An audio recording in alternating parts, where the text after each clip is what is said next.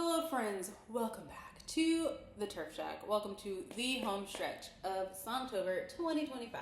So today I'm going to share a song that I wrote called Eternal as the Moon. The song was inspired by Psalm 2 where it says that the Lord laughs in derision at his enemies when he sees them scheming against him. And Psalm 89, which there's like a verse at the beginning, I think around verse 7. I guess I could look at my Bible, which is right here.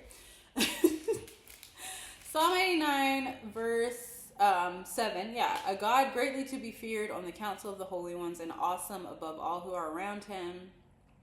And then also towards the end, Psalm 37, which is actually, the whole psalm is talking about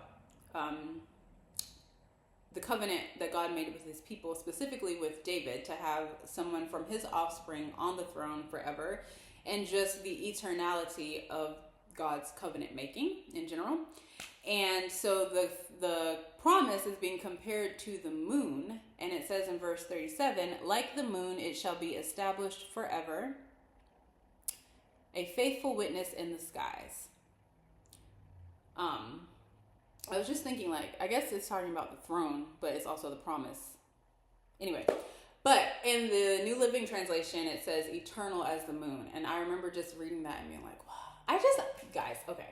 When it comes to, like, space, mostly the perspective of the cosmos that we have from the planet in certain lighting. Obviously, as with many other people, it inspires me and intrigues me. And it makes me just consider how old the things that impact our everyday life are, and the faithfulness of God in like maintaining them, even as people completely like disregard him and try to take credit for all of his goodness and try to exercise dominion over the things that he has put in position to bless us and to stand as like witnesses of his power. And like,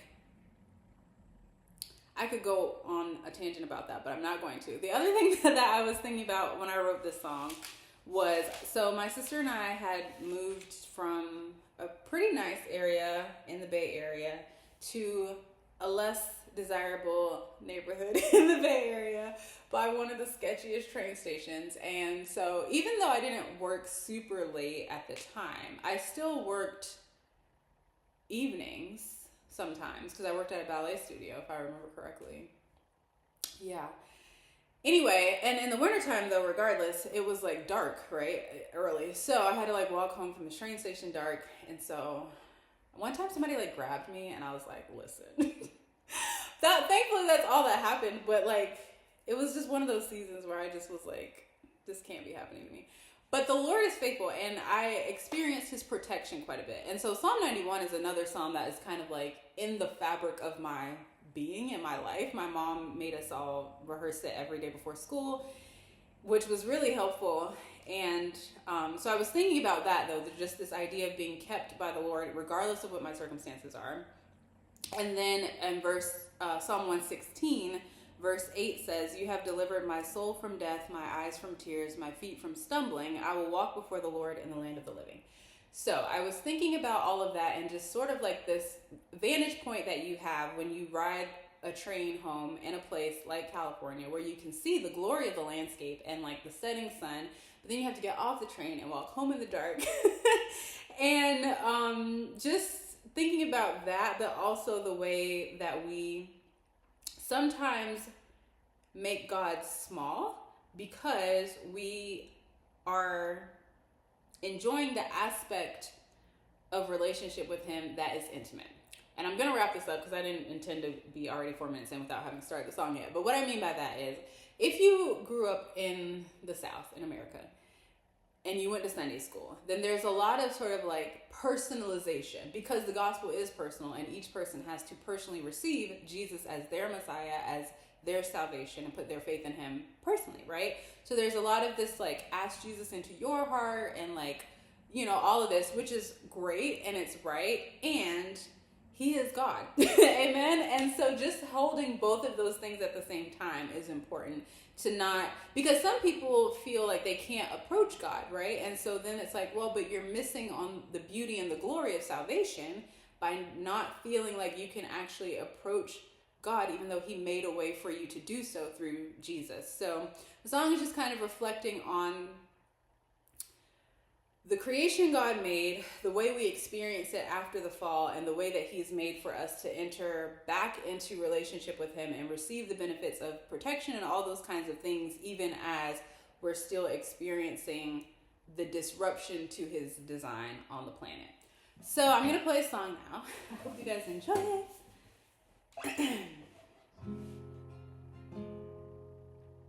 I don't think that's how it goes. Nope.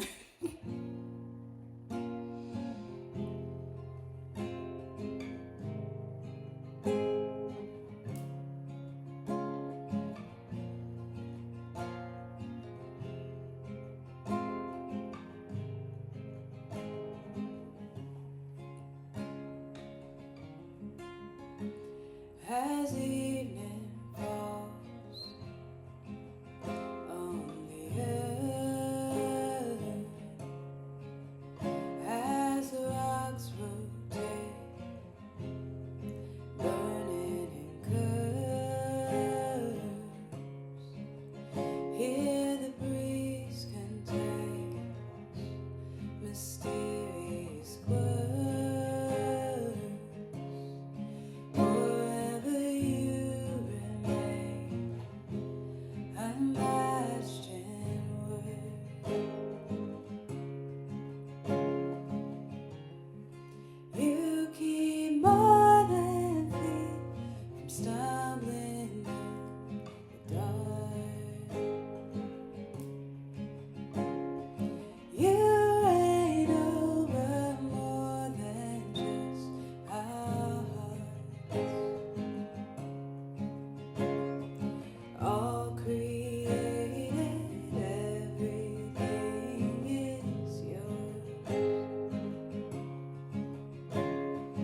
Jesus, ever King, eternal Lord.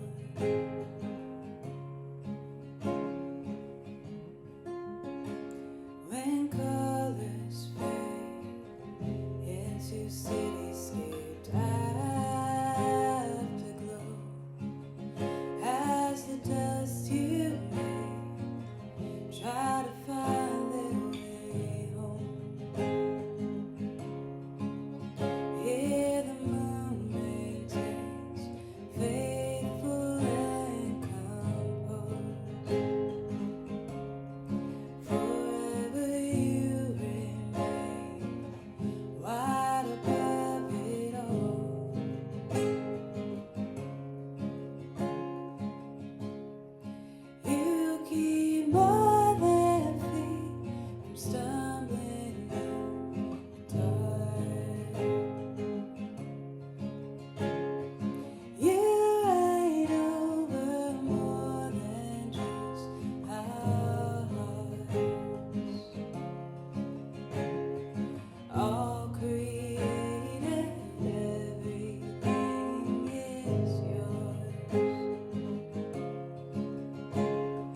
Jesus, ever King, eternal Lord.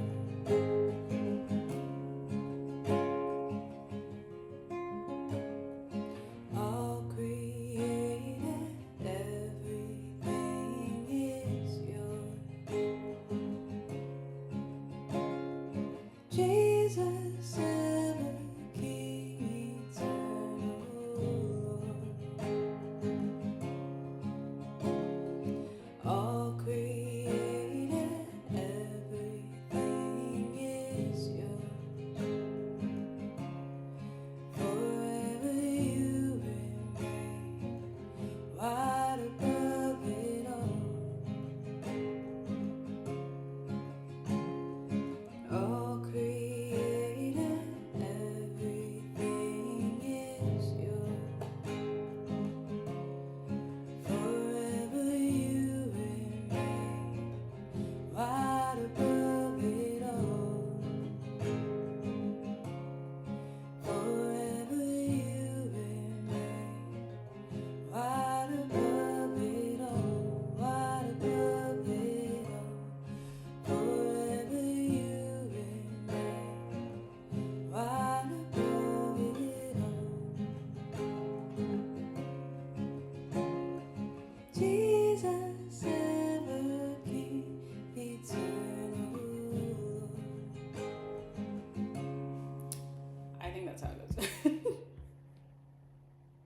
Basically.